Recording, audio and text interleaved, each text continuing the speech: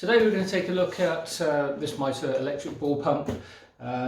They cost around £100 and they're brilliant if you've got 20, 30, 40 balls that need inflating quite quickly. So if you've got a bulk purchase of footballs, rugby balls, basketballs, whatever sport you play, then these are brilliant. But they do need power, so you then need to make sure you're using it either at home or there is a power supply if you're going to a game or training and you're inflating the balls there.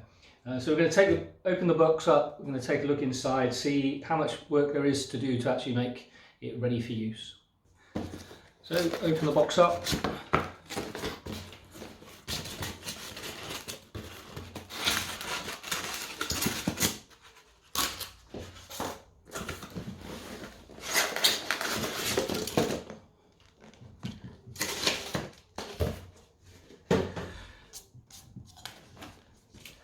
And so we've got the electric pump with power, with the power cable. It's got a pressure gauge built into this unit. It's got a pack of needles, an American style one and a European style one, a couple of plastic ones which will be used for inflating soft toys like inflatable airbeds and stuff like that, and then a brass adapter. It comes with a hose, pipe as well. This is where the needle adapter goes into here, which you put into the ball, and you have a tube on this end, which you would imagine goes into there. It also comes with instructions with pictures to show how it goes together. So the instructions say place the compressor on a flat surface. I've got it on this chair, which is ideal. Dismantle the nut from protective tube. So I assume this is the protective tube, and then we just dismantle the nut from there. You've still got the tube in place, and it says remove protective tube. This will then reveal the blow-in nozzle. Now I can't get that off with my hand. I can twist it with my hand, so the instructions probably should say you may need a pair of pliers. I've got a pair of pliers, and so you grip the end and you pull, and there we go. That's off now, which reveals the blowing end. Then you take the nut that you'd taken off previously and you push that in. Make sure that the screw end is at the opposite end where you push the hose in. Put the hose in there and then push the black hose on as far as it will go, and then tighten the nut up.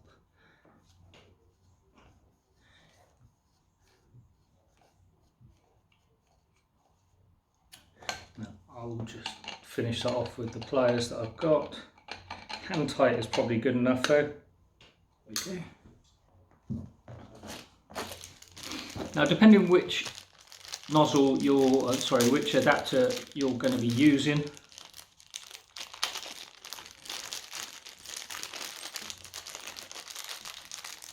depends which one you're going to put into this end. Like I say, there's an American style one, a European style one, and then two plastic ones with a smaller nozzle, and then that one's got a larger air hole in it, and then brass adapter. Not sure what that's for. There we go. Okay, I've used one of these before. So the European adapter is got a small screw head, and inside here is quite a large hole. Now if you put that in and then we close this, which then creates a seal in there. Now if you put that one into here, you close it, it doesn't hold. So you can either use the American style one, which is the larger screw head, and you place that into the nozzle and then you close this, turn it 90 degrees, which then makes this stay in. Or you can take the adapter, the brass adapter, fix the European style one on, push the brass into the head, pump head, close it, and now you have a seal. This is ready to use. All we need now is a power supply.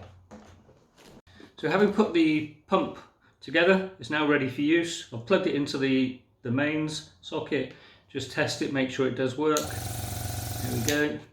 And I've lubricated this ball. This ball has already been inflated, but it does need just pumping up a little bit more air in it. I've put a little drop of glycerin into the valve to lubricate the needle as I push it into the ball. And the ball needle has got a very small hole in the end of this needle where the air comes out. So you push this in, just make sure it goes in okay, and then we test it. Now you need to turn the pump on first before it goes into the ball, and so that's why we push the needle into the ball first, so then lubricate the valve. Otherwise, when you turn it on, if you haven't done that before and all the oil is still sat on the edge here, when you turn it on, as you put the needle towards there, it blows the oil away from the hole. So oil on the valve, the needle pushes it in, lubricates the valve, you take it out, turn the pump on. So then we get into here. Now on here, I said before, it's got a pressure gauge which tells you the pressure of the ball. Now this is up to 12. Now that's probably too much. Yeah, it should be up to 8 on this one. And so I'll let a little bit of air out of this. Push that in. And that's how you can let a bit of air out. If you haven't got a pressure gauge, a handheld pressure gauge, then that's a great way of letting air out. So when I push the needle in this time, we can check the pressure straight away, and it's 8, 9, 10. Stop there. Now I always go 1 or 2 psi above on a ball, because the reading on here tends to be 1 or 2 points below the real reading. 1 or 2 points above the real reading. So where this reads 10, the ball is probably at 8. If you've got a handheld pressure gauge, you can double check that. But that's it. That's so simple. I've got 50 more of these balls to inflate, and that's what I'm going to do for the rest of the morning. Electric ball pumps, they retail for around £100, so they are a serious investment. But if you've got 50 balls to inflate, as I have this morning, it's going to save so much time. They do last. The one we've got at work, which we use to inflate balls, we've had for about 7 years now. So they work out to be great value for money overall. I've got 50 balls to inflate this morning for a local football team, and it's going to take me probably 25 minutes, maybe half an hour. If you like the video, why not hit the subscribe button and the like button too.